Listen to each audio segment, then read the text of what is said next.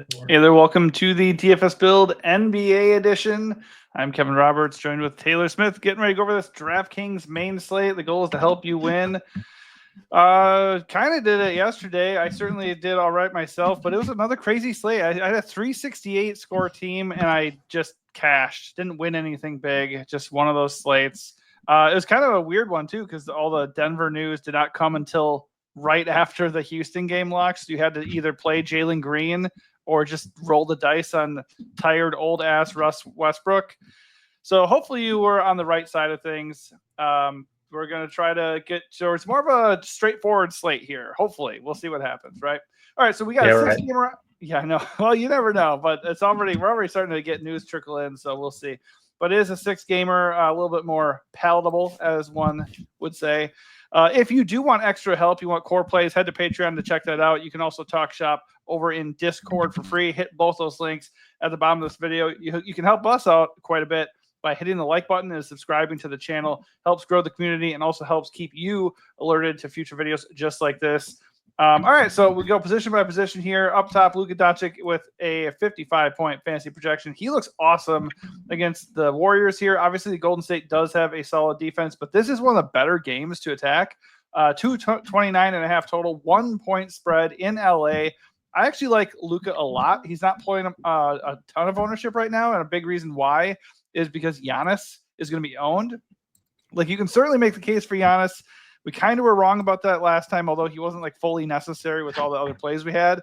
But I don't know, man. I like Luka even at 11-9 here. What about you? Yeah, I like him. I just don't like him generally as much. Whenever LeBron and Reeves are all in, like, things kind of get diluted a little bit. So his ceiling's not quite as nuclear, but he's not really projected to be owned that much. This game starts 2.5 hours after every other game, so quite the hammer there if you want it. Right. Certainly viable. He's just expensive at 11.9 on DK, so gonna have to find some value. There is plenty of value as usual at this time of year. Not fun value. It's like the Wizards again, and Portland maybe, and Bucks and stuff like that. Brooklyn, but Toronto, like these terrible teams that we don't want to play, but certainly a good play. Yeah, well, the slate is the slate. Like, there's a ton of value opening up already. I think you could go get Luka all on his own at probably 20-25% max here. And there's also Chef Curry, who went off for 95 fantasy points in his last game. I don't anticipate him doing that again, but it's a little weird that he's in a good spot here, high total, tight spread, and completely unowned. Number one, are you feeling like you're chasing Curry if you play him here? Do you think the ownership is going to stay anywhere remotely close to where it is now? And would you prioritize him over somebody like Tyler Hero on this slate? Usually when guys go off like that, they do see an uptick in ownership that isn't accounted for in projections. And, people will see this as the last game of the night, the tight spread, like you said, and they'll play him. The matchup's really not good. Like, the Lakers have been a lot better defensively than I thought they would be after the trade. So, it's perfectly fine. There's obviously the ceiling there. Like, that was the best game we've seen out of him possibly ever. So it does feel like a little bit of a chase. He's not looking like a priority, but, as is the case with anyone like that, Morant, Luka, these high-end unowned point guards, they can always be in your pool. Yeah, the funny thing is, like, it feels chasey if, like, you're expecting 90 fantasy points again. Like, if you're going to play Curry and you're going to be disappointed if he doesn't get, like, 70, then this isn't the time to play him, I guess. But, like, he's only 9.4K. Like, if he just maintains that usage and stays hot, I mean, I think he's pretty interesting at low ownership. Of course, there is Hero, second best projection at the point guard position. I'm, like, not really into the Hero Bam thing. I understand the game environment with Memphis is awesome in theory, but as I say all the time, the Grizzlies are capable of defending pretty well, and these guys are both kind of expensive. I think Hero is a good play. They really good usage, good game environment, but I think Curry is a better pivot, and I think Ja Morant is also a better pivot. So give us your thoughts on Hero and maybe even Ja too, since he's in the same game. Yeah, I'm not dying to play Hero.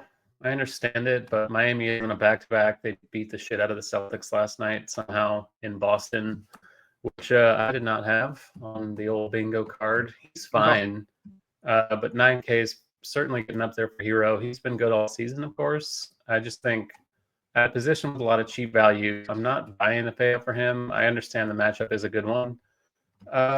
Just as of now, I'm leaning toward paying up for other positions. I think Bam is the Heat guy I prefer in that game. If I had to pick between one of the two, I'd go the other way with you here. I'd go hero, but I just think it makes sense to go away from him with all the other good options at point guard. As we work our way down here, if Anthony Simons is in, he looks really good at 6.5. If he's out, Shadon Sharp again looks good. I don't love the price hike, but that is obviously with his last game in mind, and also Simons possibly being out. So just keep an eye on that situation. Simons being out would be really good for one Delano Benton, who you had among your core plays the other day. He had 35 fantasy points, and he didn't even shoot well. I would imagine against the Raptors, a really soft spot here. If he walks into the same situation, I don't mind that the price went up a little bit. It's deserving. I would imagine he actually finds his shot a little bit and does even better, possibly. He just looks like a core play if Simons misses again. Yeah, I was just watching Schwarber hit one like 800 feet, which is nice to see. There you go. Benton Shock is a Phillies. decent value anyway.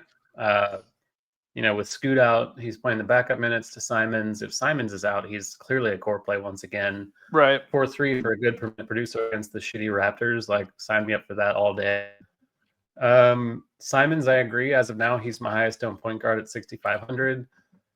Blazers still without Jeremy Grant, still without Scoot. Simons, we'll see if he's in. But when he's been playing full minutes. He just hasn't been playing well. And maybe his forearm injury explains his horrible shooting lately. So it's a projections play. I could see coming in under on him if he is in at significant ownership, given that potential worry, but looks pretty good overall. I don't mind Sharp. Certainly if Simons is out, he's going to look a lot better at 7-1, but still grades out pretty well even with Simons in. Other than that, I'm kind of paying down, though. There's a lot of cheaper stuff I think looks pretty good at point guard. Yeah, starting with AJ Johnson, 5.1K. There is no Jordan Poole. There's no Keyshawn George, and there's no Chris Middleton. Plus, they already have other guys that are missing still. So AJ Johnson played a ton of minutes yesterday. We talked about him like we just like the minutes in general. He actually paid off. He did really well. I think he had like 35 fantasy points, something around there. Price has not budged that much. Minutes are not going anywhere. There's more bodies out for Washington, so it's just solidified. How are you feeling about AJ Johnson? Do you think this one is going to bite us in the ass? Because, just knowing the player he is, it doesn't feel like super likely that he's going to score 19 real points 2 games in a row. But that said, the minutes and price are good. I like it. Yeah, it's a really bad matchup. They have a sub 100 team total, which you don't see often. He's a fine play. I do have him a lot. I prefer Bub in the same range. Bub played 41 minutes the last game, 38 minutes the game before that. No Jordan Poole tonight.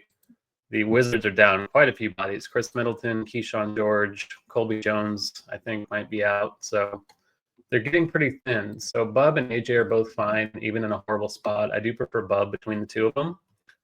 Just kind of a more proven NBA commodity slightly. Because he's actually good. He's okay. I mean, he's good compared to AJ Johnson is what I mean. I have no idea, but I do prefer him overall. Pretty similar price tag. Jamal Shed, I think you can roll the dice on that, even though he's been playing less than 30 minutes a game, but no quickly. The role should be okay. Pretty good per minute guy also. Don't hate it. I think my favorite tournament play on the whole slate is Kevin Porter Jr. We've seen monster ceiling. We've seen extremely low floor, playing the backup role behind Ryan Rollins. This looks like a pretty good spot, though, against a tanking Philly team. Milwaukee has a high total. The game can blow out. KPJ, in theory, gets a little more run in that scenario, but we've seen that he's capable of paying off, and he's not projected to be that owned. I think he's going to get kind of lost in the shuffle among all the other cheap point guards. So if that's the case, I will be firing him up quite a bit. Yeah, I like the logic there. Leverage on Ryan Rollins, who I think is owned right now. Let's see, where is he at?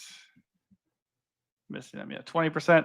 I do prefer Rollins, though. It feels like they are kind of preparing him to be the guy come playoff time because deep vein thrombosis is no joke. Like, I don't really personally expect Dame to return this year. And if that's going to be the case, if they have any hopes of getting out of round one, I think they're going to need somebody reliable, and that does appear to be Ryan Rollins right now.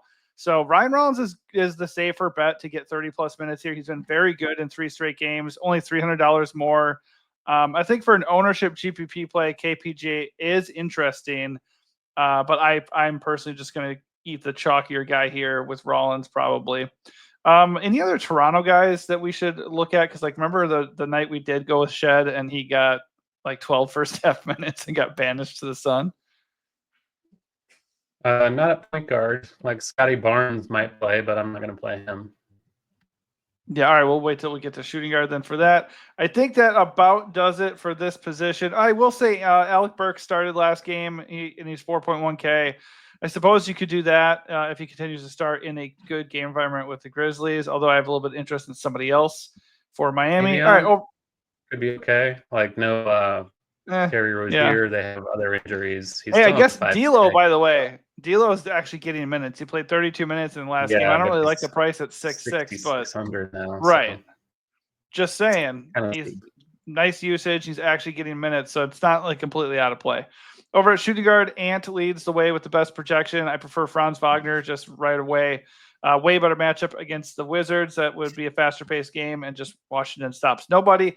Only issue is he's going to be pretty chalky. Ant unowned, I guess, is always interesting in tournaments. It just doesn't feel like the slate for me.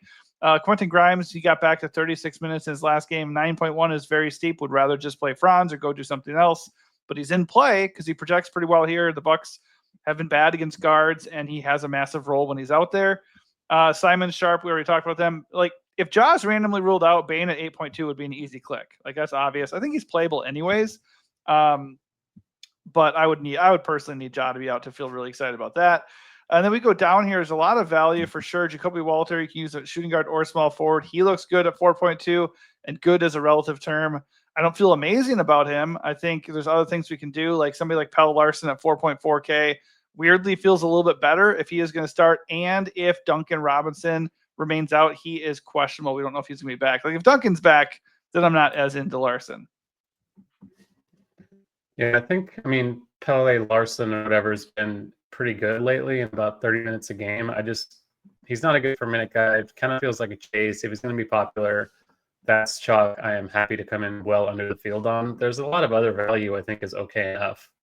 I didn't mention him at point guard, but Keon Johnson looks decent. Cam Johnson's still out. Zaire Williams is out tonight. Jalen Wilson is questionable. Noah Clowney is out. They just are kind of down bodies in the backcourt / on the wing. So Keon at 5'3" looks decent enough to me. Tough matchup against Minnesota, but minutes have been fairly secure. And then Jalen Wilson, if he's in, he's under 4K. Could start in place of Zaire Williams. Not a great per minute guy either, but he's cheaper than someone like Larsson, so I don't hate it. Otherwise, same stuff. Jacoby Walter, I think, is a good call. His price never seems to budge. He's been playing pretty solid minutes, even with their tanking effort. They're only 5-point underdogs against Portland, which is kind of surprising to me, but decent enough spot. And then Franz Wagner would probably be the one to pay up for, but this looks like another position with more value than high-end stuff I want to play. Larsson does seem like he actually could be a decent per-minute producer. Before now, he really didn't get an opportunity to show what he can do. In the last 3 games, he has 4+ assists and 4+ rebounds in every game, and he's shooting efficiently too. So obviously the shooting is what I would be mostly concerned about. Is it going to stop all of a sudden, and then whatever else he does just doesn't really matter? He's not going to get there. But I think he looks good. I just would want Duncan to be out. I'm with you on the Nets thing. They're really shorthanded, so you can certainly look at the Nets. Not a good spot, though. A 101 team total feels gross against the Timberwolves, too. So not super excited about it. I think I would just kind of, wait and see what the ownership is going to be there and kind of go from there. Let's see anybody else we didn't mention down here. I think there's an injury situation to monitor for the Warriors, obviously, with Kuminga. If Kuminga doesn't play, I think Moses Moody gets a boost. 36 minutes last game. Didn't really do much with that run, but if Kuminga is going to be out, then Moody is going to be looking at a decent role, and I don't mind taking a shot on him at 4.6K. Sure. All right, so moving over to small forward here. LeBron James has not done anything worth noting since he came back from injury. I think his best game was like 50 fantasy points, which is not bad. But for 10K, you're looking for a little bit more than that. I'm not super excited to play him. I think as a late game hammer, you can certainly do that. He's not like egregiously owned, but if I'm going to pay up at this position, it's just going to be Denny Avdia. Really, Denny is not expensive enough. Like 8.6, you feel like every time we see the price go up, you're like, okay, that makes sense. Okay, that's appropriate.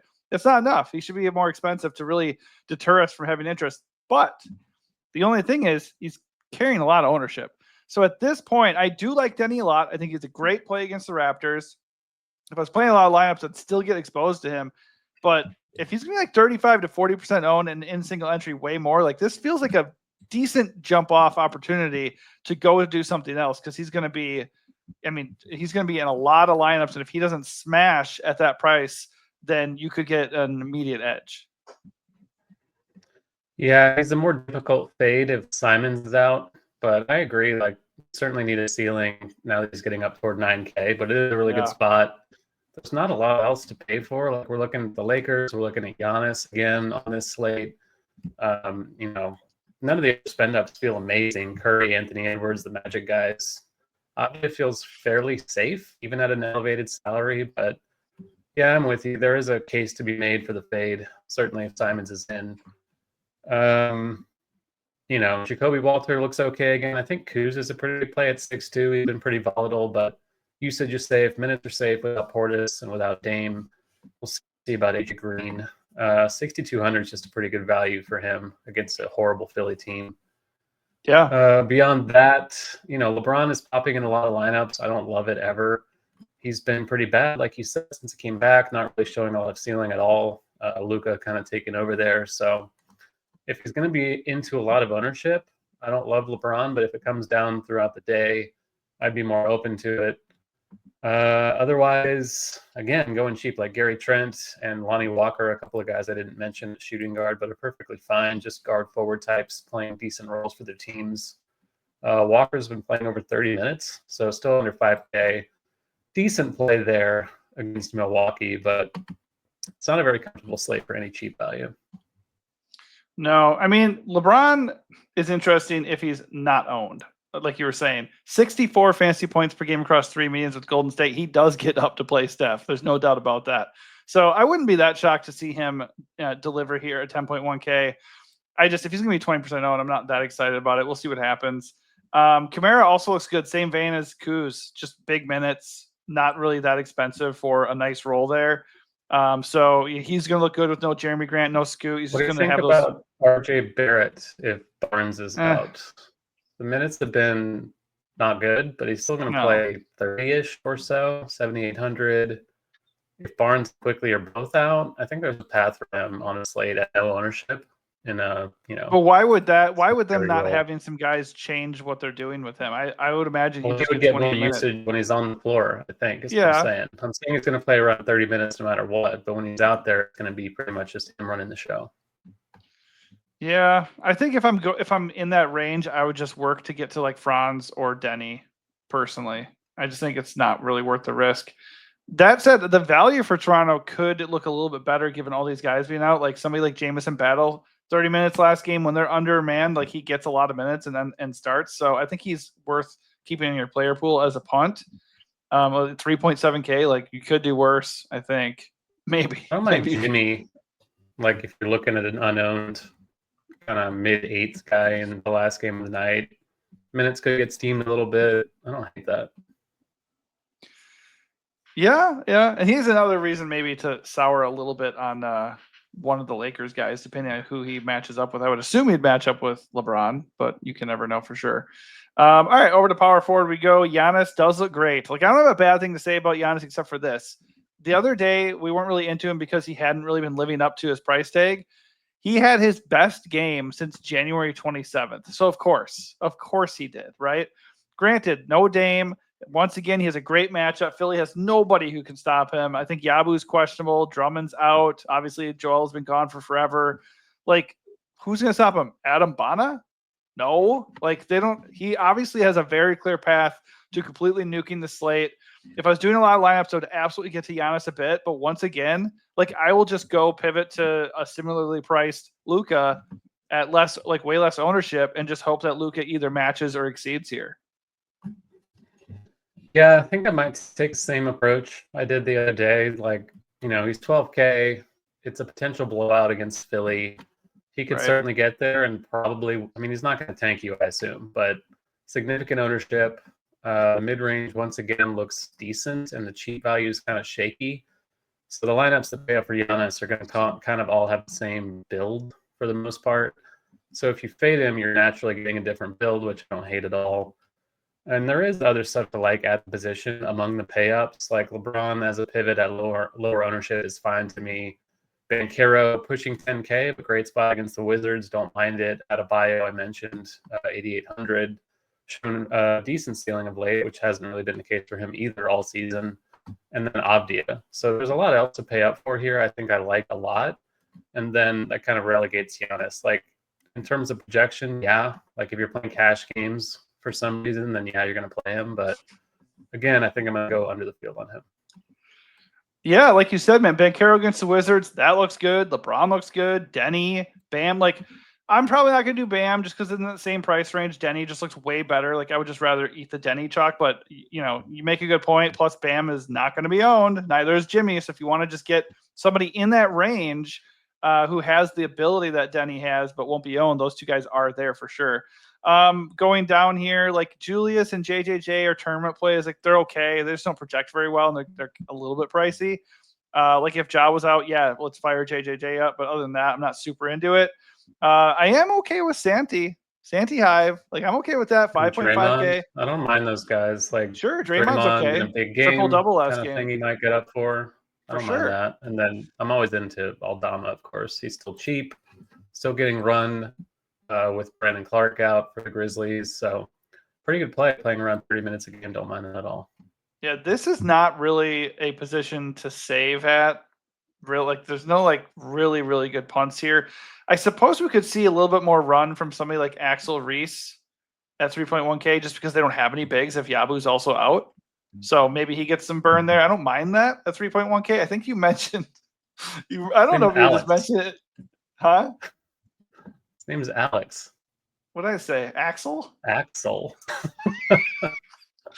Oh my gosh. I just read it wrong. Okay, Axel Reese, new NBA player. Anyways, that's a way cooler name for what it's worth. It really is. Reese. Axel's a way better name. I'm just, you know what? They signed Colin Castleton, so I don't know how much Reese is going to be in the mix. That's true. Anymore. I did see that 10-day contract, all the 10 days. Okay, that's a fair point. You mentioned JT Thor before we got on here. I hope you were just joking. Oh, no. I do not want to play JT Thor. I think Mobo is okay. The minutes have been pretty decent for him. Still only 4K if you want to go all the way down. But, yeah, I think it's just either a mid-range or a payout for me. I like Kuz, like I said, a small forward as well. By the way, Kyle Anderson did get 24 minutes in each of his last 2 games off the bench here for Miami. If all the same guys for the Heat are still out, I think he's still viable as a punt. A lot of these punts we're talking about, the word viable is about as comfortable as it gets. None of them really feel like Jameson Battle, Kyle Anderson. I don't feel great about them. It's just they're guys that I'll keep in my player pool because you just never know. And I do want to pay up at a couple spots tonight. All right, over at center, Giannis can be used over there. You got Bam, you got a lot of the other guys we talked about. Rudy Gobert, price is ticking up a little bit, but deservedly so. He's been playing really well. He's a double-double lock basically right now. And the Nets don't have anybody who can stop him. So I don't mind him if you want to live in the mid-range here. That's probably not where I'm going. I think Brooke Lopez is a better play at $800 cheaper. Basically the same guy, just a little bit more owned.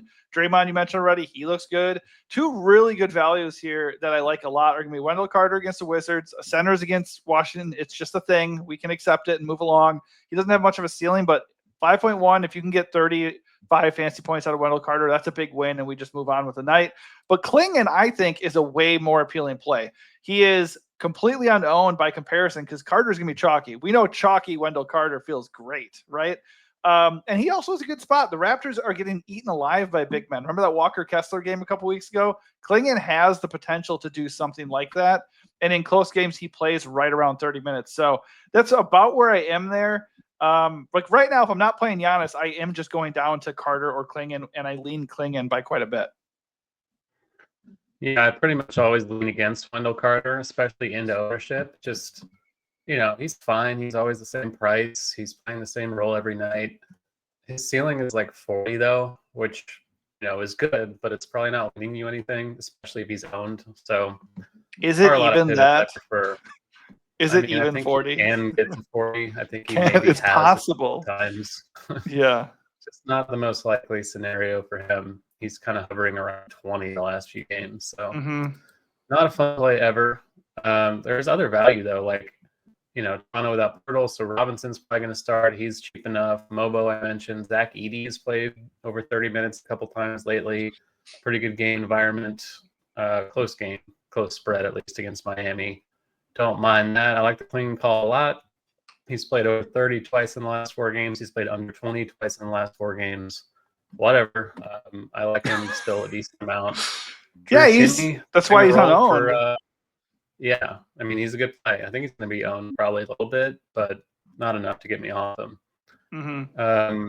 Drew Timme, 4,100 for Yeah. Brooklyn. We've talked about him a little bit over the last few days now that he's playing actual NBA games and kind of a revenge game against the team that drafted him. So, didn't they draft him or they signed him or something? I don't remember who's drafted him. I don't think he was drafted.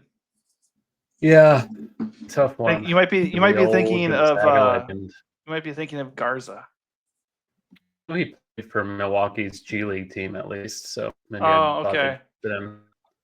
And then Rashawn Holmes is questionable, so like Vucevic is a decent play even if Holmes is in. Like he could play the backup minutes. It's always a risk, but he's 4,400. He projects well for the minute, or he is a good per minute producer, projects well for the dollar. Reminding him there's a risk that he won't be in the rotation, but if Holmes is out, I'm pretty sure he will be. Yeah, Vukovic is so annoying because in theory, like I know like GPP for life, like if you just are going to be like, oh, what's a really good punt that isn't going to be owned because of volatility, he looks great. Like that's a good play, 4.4K. But Washington just chooses to not play him on random days, and it's super annoying. I would imagine if Holmes is out, they'll do it if Holmes is in. Like Yeah. they'll have Holmes play backup to Sarr, but if Holmes is out, I'm pretty confident he'll get minutes. I would feel a lot better about it if that were the case. I really like the Timme call, by the way. The Nets are down a bunch of dudes. They do have Claxton. Is he the only other big, though, that they have back right now? Yeah, Sharp is out. Well, Watford is still there, too. But still, Timme is probably looking at 20-plus minutes off the bench here, and this game has a 13-point spread. Pretty likely the Wolves smoke the Nets here. I hope. So I think Timme is a solid play, like right in the vein of Vukovic. They're both risky for sure, but Timmy's a little bit cheaper and probably going to be a little bit less owned too. Yeah, right now it is pretty. I like the Orlando Robinson call too. He like smashed the other time when Pirtle wasn't there. So his only issue is like doesn't have the longest leash. Like he's projected for 23 minutes even with Pirtle out. That's not very cool, but like I think he's a good play relative to the slate with like the value we're looking at because right now it's a dog shit. Yeah, you can also add a Dem Bona to the list. Sure. Like if Abuseli's out, the minutes have been pretty good for him, so I don't mind that at 5.2. Yeah, good call. Yeah, I'm fine with him. Just don't love the 5.2 price tag. Like he needs to kind of crush a little bit more than usual if you're going to feel super good about that. All right, that does it for the position by position breakdown. Let's end things with our strategy and flag plant of the night. Even though I think we kind of touched on strategy already. Yeah, I'm still on the fence about what to do with Giannis. I'm leaning toward a fade in single entry. The game could blow out. He's shown a pretty lackluster ceiling in general. So in ownership, I once again do not love it. I think for a flag plant, there is a lot I like, especially at cheap center. But I think my favorite is probably Zach Edey against Miami. They're going to need his size against Miami's kind of double big lineup. He's played 27 or more minutes in 2 of the last 3 games. And the other one, he played 13 minutes. We don't have to talk about that, but he's cheap. He's a good per minute guy. I feel decent enough about him. And he's not going to be, I mean, he's coming into ownership a little bit right now, but still don't mind it. Yeah, this slate is interesting in that it sets up pretty obviously. Like Giannis looks great. then the Magic guys against the Wizards, and Denny and like the Blazers. Those are all the chalky plays. They're all really good plays. I have no problem with them really, but I think it's very easy to get different from them with similarly priced and projecting options like quickly. Like Denny at that price, I do not fear fading because I can just pivot and go up and get Curry, who's unowned right now and probably still going to be sub 20% at least, I would imagine. And if I can get Curry at that price, I don't need him to get 95. I just need him to do a little bit better than Denny to close out the night. And then instead of getting Giannis, I'll get just a less owned Luka as well. I love the idea of Luka versus Steph or LeBron versus Steph to close out this slate in the ultimate hammer game here. And then, of course, a low-owned value that I really, really like is going to be Klingon at center because center just sucks. Unless they're playing Giannis, like I don't feel that good about any centers, and he's the only one that I really have eyes for on this slate. And the other one, of course, if Simons is out, Banton, just an ultra lock. If he sucks, he sucks. You just got to play Banton if he's that cheap with all that usage coming his way. All right, that is going to do it for us. Obviously, there can be a lot more news coming in the next 3.5 hours here or so. So definitely head over to our Discord to catch the news and talk shop, share your lineups, talk strategy. And if you want core plays for the night, hit up our Patreon so you can get access to those. Thanks for watching and good luck.